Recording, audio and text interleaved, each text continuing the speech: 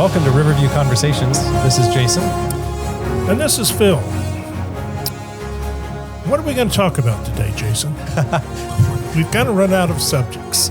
No, we haven't. We have an endless supply of subjects. We have the Bible. There you go. How about we talk about the Bible? That would be great. So you were telling me that a few nights ago, you woke up in the middle of the night and you had a particular verse on your mind. Mm-hmm. Why don't you start us off? What is that verse? It's Psalms 123, 1 through 4, which says, "The Lord is my shepherd, I shall not want. He maketh me lie down in green pastures. He leadeth me beside still waters. He restoreth my soul. He leadeth me at the paths of righteousness for his name's sake. Yea, though I walk through the valley of the shadow of death, I will fear no evil, for thou art with me." And that's as far as I got. That just kept running through my head. This is one of those passages in the Bible that's so commonly used that it can become trite or like just, what's the word when Mundane? Mundane, like when it's just part of, like you say it, like for instance, if you're a Catholic and you say, "Our Father, which art in heaven, hallowed be thy name, the kingdom come," you do it over and over and over and over again. It just becomes a mantra, not really anything that impacts your heart. It doesn't go deep. Maybe we can go deep in this one. What do you think? I think we can. What's important about this? What do you see? Well, for me,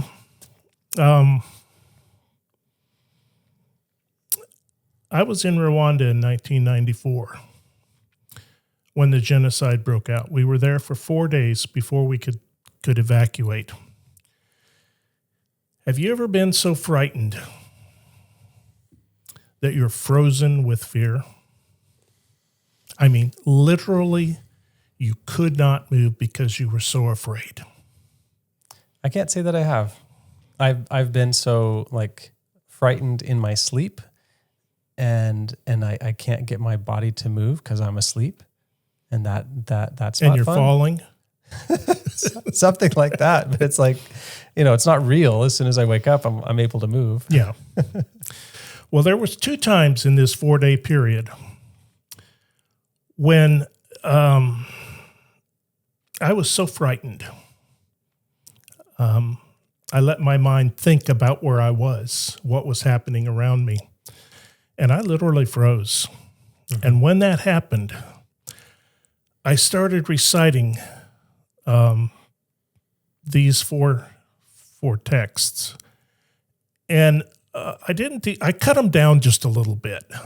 I just said, "The Lord is my shepherd, I shall not want. He leadeth me beside still waters. He restores my soul. Yea, though I walk through the valley of the shadow of death, I will fear no evil." That's what I said. Mm-hmm. He filled in the rest for me. The minute that I finished that, the only way I can describe it is like somebody pouring warm water over your head. I got this feeling that just kind of flowed through my body, and I was able to get up. I felt it. Relax. It was peace. Mm-hmm. And I was able to get up and do what I had to do. I was the senior missionary on the compound at the time, and so when things broke out, people are coming to me and going, "Phil, what's going on?" And I had to be strong for my family. In a situation like that, you can't break down and start freaking out, or your family's going to start freaking out. So I had that on my shoulders as well. But just this promise, and the more I look at it, the more I think that this is talking about complete surrender to God. What do you mean by that? Well, we're sheep. And a sheep follows where the shepherd leads. And if we are truly surrendered to God, we will go where he leads. There's one more thing that I'm going to add to this. If I can do this without getting emotional.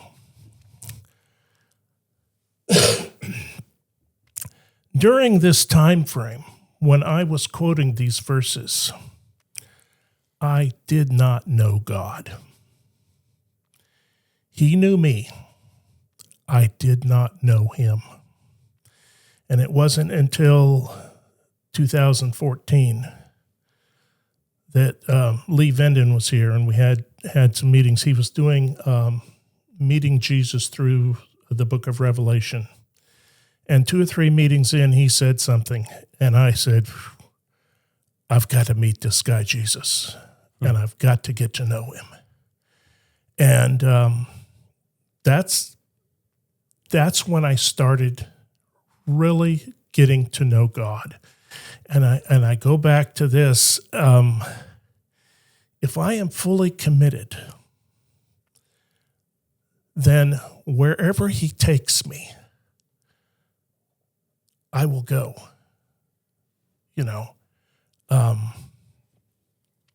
because he's going to do all these good things. I mean, he's going to take care of you. And there are a lot of people going through hard times, and I've been through the hard times. And when you're going through those hard times, it's hard to believe that somebody's watching over you. But it says it right here. Yea, though I walk through the valley of the shadow of death. When I started my business, I got to a point where I didn't know if I could pay my mortgage. I had to go to the food bank. I went straight to God. Well, I didn't go straight to God because I held off a little bit. But eventually, when I was flat on my back, I went straight to God and said, hey, listen, you got to help me out here. And he was always there.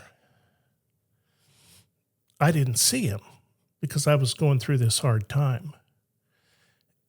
And so it is hard to see.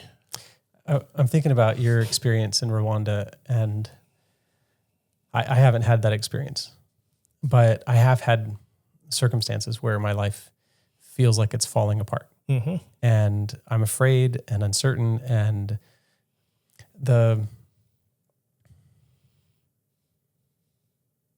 I think there have been a couple times. One was kind of related to processing some experiences of my childhood, and trying to figure out myself and my place with God and my identity and my worth, like just kind of all rolled into one ball of confusion and uncertainty and fear. And that was hard to go through that time. It felt like darkness. Yeah. Even though there was nothing wrong around me, the world was fine. I was, working in a job that I enjoyed. I was okay. I had a good family, a wonderful wife, and yet I felt like I wasn't okay. Right. So I think there's all kinds of darkness that we can walk through. Mm-hmm. Maybe it's literal death that we're facing. Maybe it's financial ruin that we're approaching or experiencing. And maybe it's psychological. Maybe it's a marriage breaking apart. Maybe it's a loss of a job that, provides identity and purpose. Maybe it's a struggle with a sin that has impacted your life so dramatically, and you're wondering if you're going to ever get out of the consequences, right? All kinds of reasons that you could say are darkness. But I want to point to this first verse. This is a New Living Translation. I like your the King James. It's the way I originally memorized this passage, but like I said, sometimes we can kind of go through it like it's rote. Yeah. Like it's just a default, and we're not really chewing on it or thinking about it. So here's another translation to give you a little kick in the brain and think about it differently. The Lord is my shepherd; I have everything I need. Mm-hmm. That the King James says, "I shall not want." Right. Which is like I'm wanting right now, but maybe in the future I won't want because the Lord is my shepherd. And this reframes that statement to be clearer. It is literally, I shall never want. Yeah. Which suggests that right now, in my darkness, in my need, in my problem, in my struggle, I have everything I need. Yeah. Why do you think that is? Is that true? Do you think that is true? Yeah, I do. He gives you what you need to get through the day. And he doesn't give you what you want. Because, sometimes in life we think that, if I had this, I'd be happy. Or if I had that, I'd be happy. And we can chase after things to try to be happy. Mm-hmm. But God gives us everything we need. And if we would just rely on him, we'd be happy. This makes me think of the 10 Commandments. Okay. So in the 10 Commandments, there's this, the 10th one is about coveting. And I like to flip them on their head. Like if I'm not coveting, what am I doing instead? Like if I'm not lying, what am I doing instead? So it's easy when it's like killing, thou shalt not commit murder. The opposite of that is like, thou shalt promote life. When it's lying, thou shalt be truthful. Mm-hmm. So it's about honesty and authenticity and integrity and that kind of thing. What is the opposite of coveting? Possibly giving. Oh, yeah.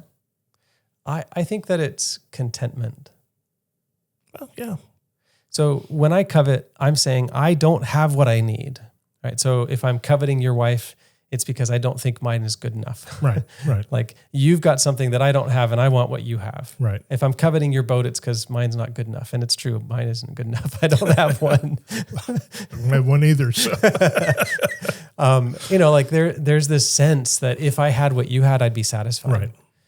I would have what I need. I would be content. And covetousness is never satisfied. Like we can never satisfy a discontent heart. Mm-hmm.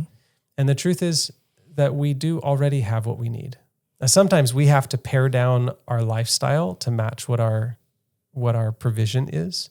If God gives you $10 and you are bound and determined to spend $12, you don't have $12, brother. You're in trouble. You can't spend more than you have, right? So you have to pare things down. You have to spend less. And that's a reality. The other way that you can do it is you can ask God for more money and maybe go out and try to find a second job if that's possible. Rake leaves, work at McDonald's, just get an extra shift, whatever it is. Like you might need to get some more money. But I think more often than not, our expenses are based on our covetousness, mm-hmm. our discontent. Like if I had the car that's nicer, if I had the this or the that or the other thing, the materialism of the world. Right. If I could enjoy this meal at a fancy restaurant, if I could take my wife out and if I could give her flowers, then maybe she would ... right? Like all of our ifs and maybes and mights and shoulds are almost always centered in this discontent with our present resources. Mm-hmm. So if I'm truly following Jesus and if I trust him and submitted to him like you described at the beginning, then I can look at my resources and I can say, thank you, Jesus. I have everything I need already right here. Now, part of the problem is that, a couple of problems. One is we like to handle things on our own. We say, I've got this. We're raised in a society to believe that we need to take care of ourselves. And, asking for help is tough for a lot of people, mm-hmm. But to have a problem and say, I'm going to give that problem to God, that's tough, And one of the things I've done that really helped me when I got started in this was I had a little box.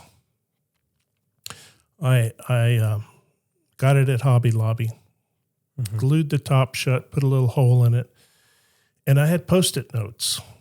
And if I had a problem come along, I wrote the problem down, folded it up, went to the box and said, Father, this is now your problem. And I the physical act of putting that paper with the problem written on it really made a big difference. Did you ever take the paper out? Someday I will open the box and I will be able to see all the great things that God has done for me. And because I've put a lot of stuff in there. Was this a sealed box? Will you have to cut it open? I will have to cut it open. I cannot just open it up and peek. Interesting. So this was a physical act of kind of a spiritual discipline where you physically gave the problem to God in this box. You also spiritually gave it to him and said, it's not my problem anymore. Yeah. And after a while, I remember the very day that I stopped doing it, I was trying to deliver a cabinet to a person. Everything was going wrong, and I was running late for the appointment, and I was getting ready to head out the door, and I turned around, looked at the box, and I said, I need to give this problem to the Lord.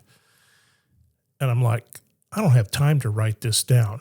He's got this already. And I went out the door. And since then, it's been very easy. Have a problem? Father, this is yours. Figure it out. It kind of illustrates a principle, I guess. If we're surrendered to God, if we trust him and we give our problem to him, if we truly trust him, we don't take it back. It's right. It's like if you let your wife drive, but then you're like reaching over and grabbing the wheel. You're not really letting her drive. It's like you don't trust her. Or if you're sitting there in the passenger seat and you're like stomping on the brake or grabbing things. I've done that. Like you don't trust. And I think that we have a desire, maybe a compulsion to be in control. Yeah. Most people do. And if you can't sit in the passenger seat, it's not because your wife is a bad driver. It's because you're bad at giving up control. Yeah.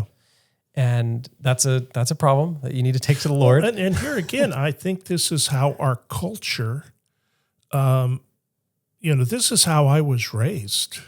You've got to be in control of everything. And so to give up my problems and say, here, God, this is yours, that's tough to do. It's not easy because of the way I was raised. And it's a tendency to give the problem to God and say, all right, God, please solve this problem for me. But then to be like, oh, you're not solving it fast enough. I've got it from here. Oh, yeah. And to take it back. And when you read this passage, it's like, the Lord is my shepherd. I have everything I need. He lets me rest in green meadows. He leads me beside peaceful streams. This is like... I don't get peaceful streams because I know where peaceful streams are. God knows where they are. Yeah. And so I get peaceful streams because I'm following him. If I take it back, I'm going to have rough waters, right? When it's green pastures where I have the food that's needed and a gentle place to rest, that's because God is leading, not because I found a peaceful pasture. Like the stuff that I'm going to find is like filled with briars and all kinds of problems and weeds and nasty things that I can't eat and whatnot. It's not going to be good if I choose the pasture. But yet, our sense for desiring control makes us want to take it back from God because it's not in our timing. It doesn't look like we want it to. And we don't recognize the foolishness in our own hearts that as soon as we take back the problem, we lose out on the good solution God's already provided. And in Philippians 4:6, it says, don't worry about anything. Instead, pray about everything. Tell God what you need and thank him for all he's done. Then you will experience, some versions say, you will experience a peace that is you can't understand. Or you might say it a different way, beyond comprehension. Beyond comprehension, yeah. It's that, I can't explain to you in Rwanda that peace that I got, and I've had it a couple times since when I was walking through the house one day and I was just like, wow, I am so at peace right now. Nothing bad going on in my life. I was just total peace. Everything's going bad, but you're at peace. I'm at peace. As though there was nothing Yeah, bad. yeah. It doesn't mean that I'm fully there yet, because there are times when I grab onto stuff and I just want to hang on to it, Yeah. But if I let it go, if I give it to him and walk away from it and say, it's your problem, God, please handle this for me, he'll do it. I think there's some messages in this that they like kind of touch on all these aspects of our lives. Like, he lets me rest in green pastures, green meadows. That's like peace, but it's also provision. He provides food. Right. He leads me beside peaceful streams. That's like water, but it's also cleansing and healing right? So it connects to the physical aspects of our lives. But then he says, he renews my strength. And I like that one, because we do have to have strength for life, right? Sometimes we have to run from danger. Sometimes we have to face it. And we need strength. And he renews it. And sometimes these problems just beat you down, and you just feel like, nothing's going right. The whole world's against me, and I'm just beat down. And by turning to him, he'll lift you up, and give you that strength. Reminds me of the passage in Isaiah. I don't remember where it's found. You'll have to look it up for me while I'm saying it. But it's they that wait upon the Lord shall renew their strength. They shall mount up with wings like eagles. They shall run and not be weary. They shall walk and not faint. Yep. Like, there's something about waiting on God's leadership. Yeah. When we wait on him, when we rest in him, he renews us and he gives us the strength we need to fly or run or walk or whatever it is that we need to do. Right. He renews our strength. It also says that he guides me along right paths that bring honor to his name. When we trust in God and we follow him, then the things that we end up doing, the places we go, the jobs that we have, the way that we earn money or whatever, the challenges that we face, like all of those things, God will guide us. Yeah. When we're trying to make a choice about something, if we wait upon the Lord, if we rest in him, he's going to lead us in the right path. Yes.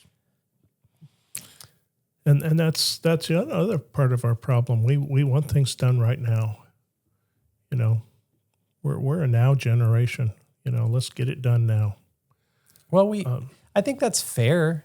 Like, if I have a mortgage or a rent payment coming up, now is a pretty important time to have an income to pay for it. Time. So, like, waiting on the Lord feels scary when you're facing eviction, when you're looking at a problem and you have no solution for it, but you know that there's a timeline in which the problem has to be solved. Yeah.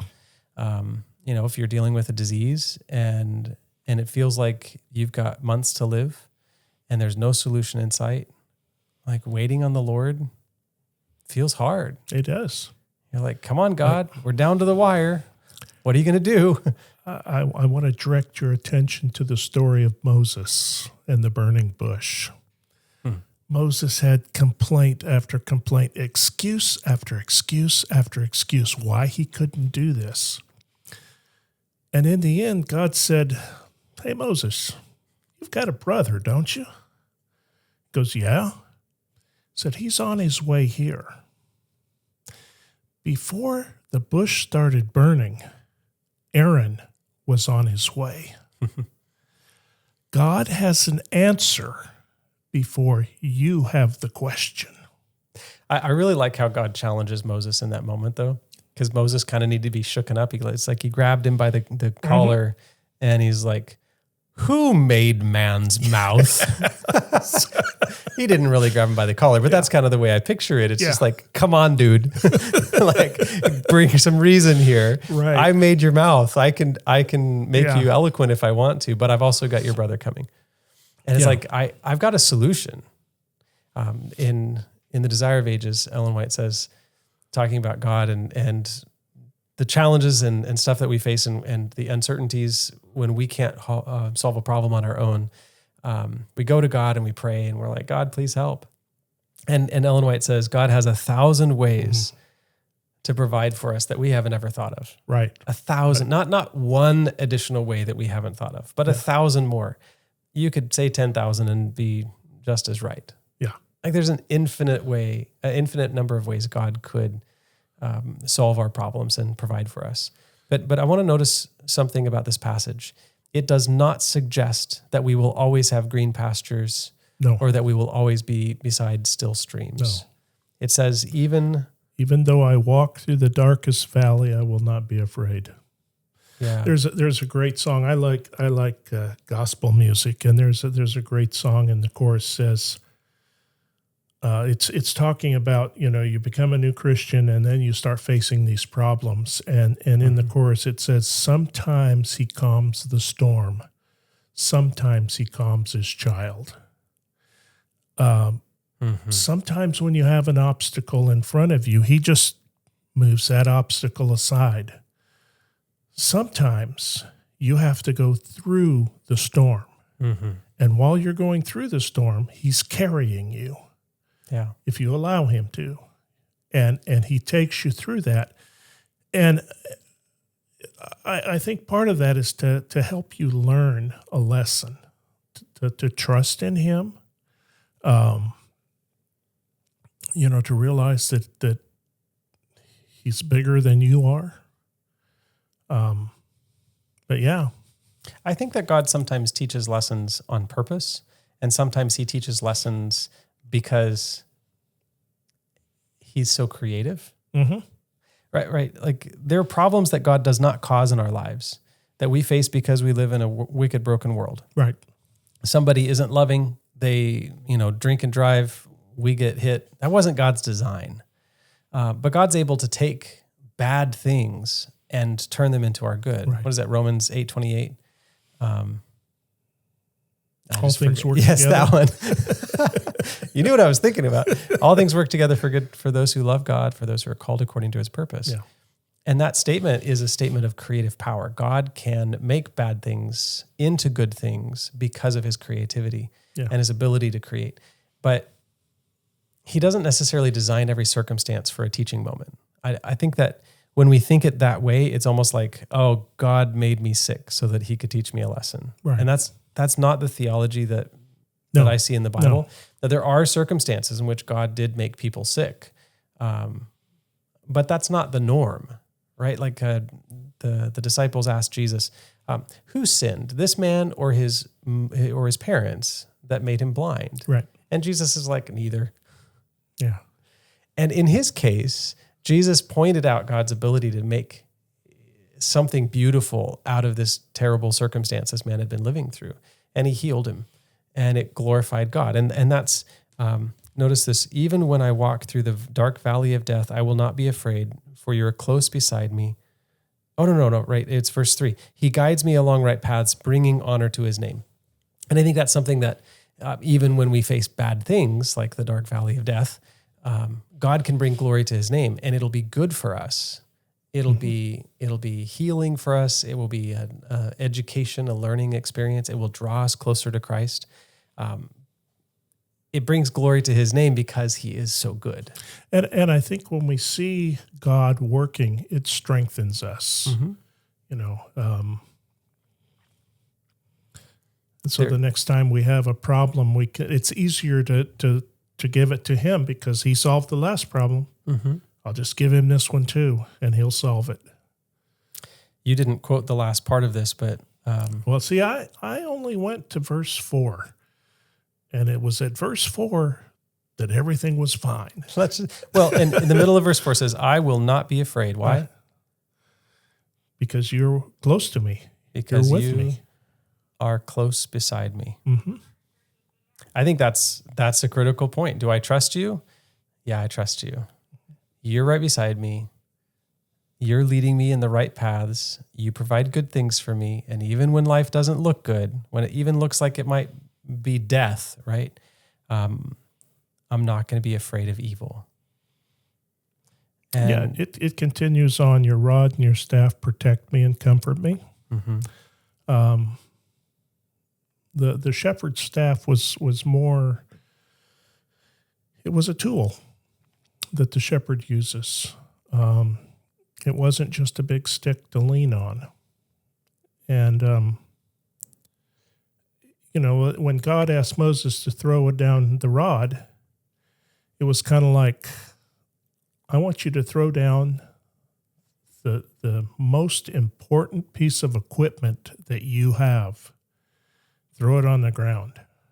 And, it'd be like me asking you to go into your shop and pick out your favorite, most expensive piece of tool and throw it on the ground. And you'd be like, what? No, I ain't going to do that. Or my laptop computer. Yeah, that'll work. That's pretty close to most expensive tool. Yeah. But this was a tool that the shepherds used. They used it to fend off wild animals, to help get sheep out of a ditch. Mm-hmm. I always thought sheep were stupid, but I Googled it the other day and it says they're quite intelligent. I'm not sure. I think that they're quite intelligent, but like many of us, they get themselves into trouble often. Yes. Yeah. Yeah, your rod and your staff protect and comfort me. I think that's important, that we think about the rod and the staff as disciplinary. And God says, those I love, I rebuke and chasten, and we don't like to be rebuked. Rebuking is like, you're going the wrong way. Yeah. And chastening is like, let's help you learn how to do the right thing. Right? This is when a teacher tells her class, this is how I expect you to behave. Yeah. That's chastening. And God has those moments, and we don't necessarily love the idea of rebuke or chastening. But these tools provide comfort. Mm-hmm. When you have I was just with a 3rd and 4th grade class this morning, and when you have a class that's unruly and a teacher who brings order, like by the time the day is over, all those unruly kids that thought they wanted to just do all the stuff that was in their head and go crazy, are really glad that the teacher rebuked and chastened them. They're really glad because it's comfortable to be in a place with order and that's moving forward and has, the momentum of learning and fun. And I think when we rest in God and we allow His discipling, His chastening, His rebuke, we end up in places of comfort. Oh yeah, and that's what the last part of this chapter is about. You prepare a feast for me in the presence of mine enemies. You honor me by anointing my head with oil. My cup overflows with blessings. Surely goodness and unfailing love will pursue me all the days of my life, and I will live in the house of the Lord forever. Yeah. It's hard when you're battling what you're reading versus what you have memorized. I love that idea. My cup overflows with blessings. Now, he starts out saying, I have everything I need right here, right now. It includes things like green pastures and nice streams. It also sometimes includes the valley of the shadow of death, the fear of bad, evil things. But because you are with me, I know I have not just what I need, but the cup, which is like my need, overflows with blessing. So you could start out saying, I have everything I need, but with God there, you have way more than you need. Way more than you need, yes. And he says, goodness and unfailing love will pursue me. And I like that idea. Like it'll chase after me. Oh yeah. We need love to chase us. Because sometimes we get like inside ourselves in fear or doubt or uncertainty. And we need God to come and embrace us with a hug. We're not chasing after him because we kind of have our whole heart filled up with grief or whatever it is, that darkness that we're experiencing. And God promises to chase after us. Oh, yeah. He's always reaching out to us. That's like the sheep caught in the thicket, with brambles or whatever, and the hair is all tangled in the weeds and stuff. And it's hopeless. Except the shepherd sees and comes over and chases after in love and pulls the briars out and frees the sheep from their weed captivity. And that's basically us, right? We get caught in the weeds and it's depression and it's frustration and it's uncertainty, it's fear. Yeah, definitely. And God chases after us, Yeah. and He reminds you. He puts the thought in your mind, Psalm 23. Yeah. Or there's all kinds of ways He chases after us, but He pulls us out, and He gives us His comfort and His unfailing love. Yes. How long will He give us His unfailing love? Forever. What's the phrase there? All the days of my life. All the days of my life. And He adds to this, not just like all the days of my life, but also I'll dwell in the house of the Lord forever. So like all the days of this life and the rest of eternity. Yeah. Yeah. Yeah. Thanks for bringing up this verse. Well, it just hit me, and I thought we should talk about it. Yeah. So we're thinking about doing a couple things in the future.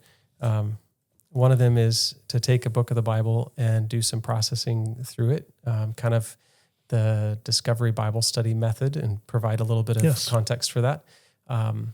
And the other thing we're thinking of is sharing some of our favorite books that we've read in the past little while. And so we'll see what happens next. You'll have to just stay tuned. And the rise and fall of the Third Reich will not be one of them. Was that one you read? It was 57 hours long. No. I have 16 hours yet to go. Wow. No, I'm thinking of like spiritually ennobling. Yeah, I understand. It's always good to chat with you.